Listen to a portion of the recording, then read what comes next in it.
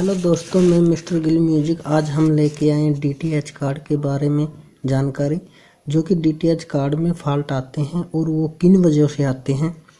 ये सिर्फ एक जानकारी नहीं है, जो फॉल्ट आते हैं वो किस वजह से आते हैं और उसके को ठीक करने के लिए आपको क्या चेंज करना होता है, ठीक है ना। तो सबसे पहले हम यहाँ से स्टार्ट करते हैं वोल्टेज।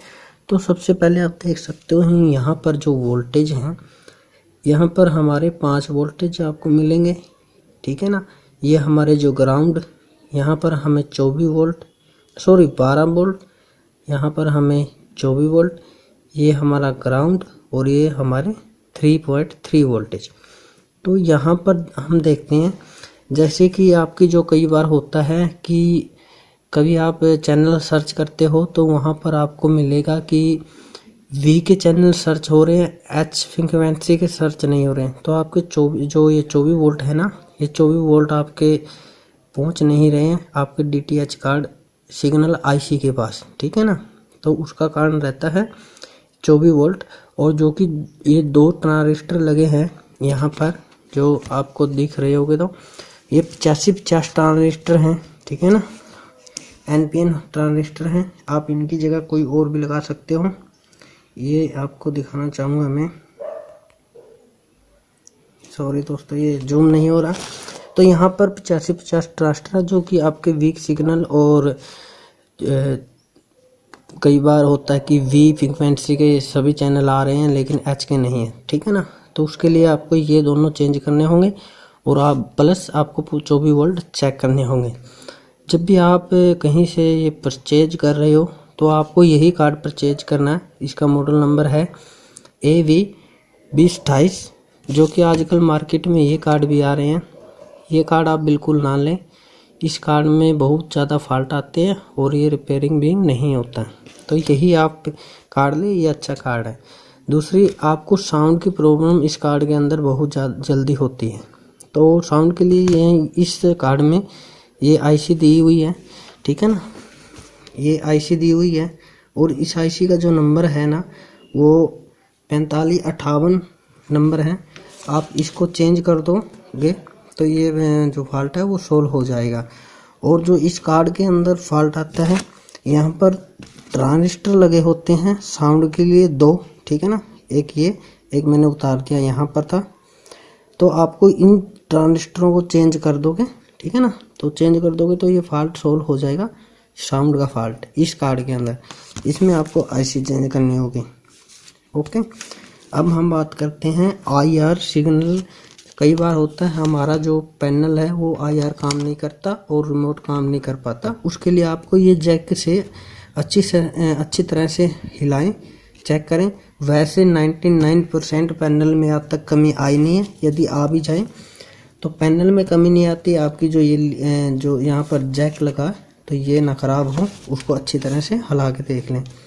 उसके बाद होता है हमारा 00 जो सिग्नल है वो 00 शो करता है। वो किस वजह से करता है 00 शो? सबसे पहले तो ये करता है कि जो कई बार होता है ये निकल जाता है, हिल जाता है और यहाँ से जो इसका प्रिंट है ये टूट जाता है, यहाँ से प्रिंट टूट जाता है। तो सबसे पहले आप इसको चेक करें कि ये हमारा ठीक है या नहीं। उसके बाद आपकी जो ये मेन आईसी है, ये आईसी का नंबर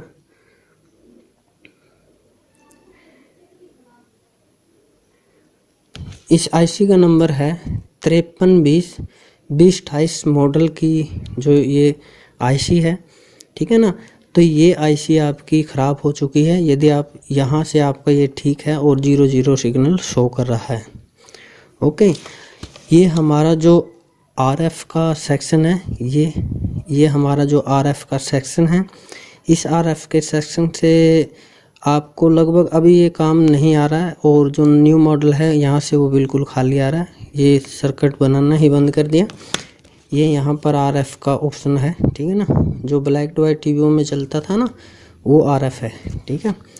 और वीडियो की कई बार क्या होता है कि साउंड आ रही है, वीडियो नहीं आ रही है। तो वीडियो का ऐसा है कि यहाँ से ये जो 4 नंबर पिन है, ये आईसी की इस साइड से 4 नंबर पिन पर जो वीडियो है वीडियो का प्रिंट इस आईसी से आउटपुट होता है, जो कि 4 नंबर पिन है। आप सीधे ही लगा के भी देख सकते हो।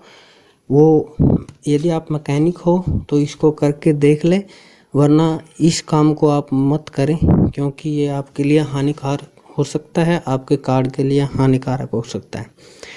और ये मेमोरी आईसी है, ठीक है ना। ये मेमोरी आईसी का काम होता है लास्ट डाटा सेव रखना। यदि आपने कोई भी चैनल सर्च किया है या कोई भी चैनल एडजस्ट किया है 1 नंबर 2 नंबर 3 नंबर पे, तो इस मेमोरी आईसी का वो सेव रखना होता है।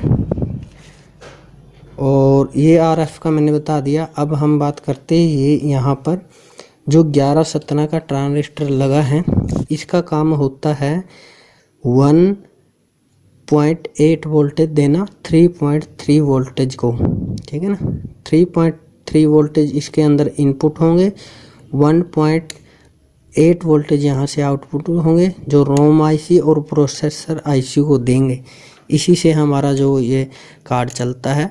और कई बार हमारा डिस्प्ले भी बिल्कुल ऑन नहीं होती, तो उसका जो फॉल्ट होता है ये रोम आईसी का होता है। यदि आप रोम आईसी चेंज कर दोगे तो वो फॉल्ट आपका ठीक हो जाएगा, आपका कार्ड तुरंत ऑन हो जाएगा। यदि एलईडी लाइट ऑन नहीं दिखा रहा तो उसकी ये प्रॉब्लम होती है।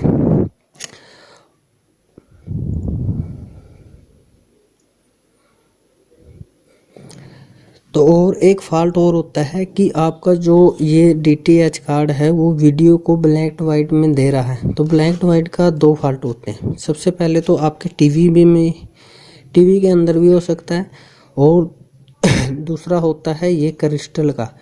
ये क्रिस्टल कलर के लिए यूज होता है। ये आप इसको निकाल दोगे तो यदि ये ख़राब हो जाएगा, निकालने से तो आपका कार्ड ऑन ही नहीं होगा। यदि आप इसको लगाकर ये ख़राब हो जाता है तो इसका फॉल्ट आता है ब्लैक वाइट में, यानी कि आपकी जो पिक्चर है वो ब्लैक वाइट दिखने लग जाती है टीवी के अंदर।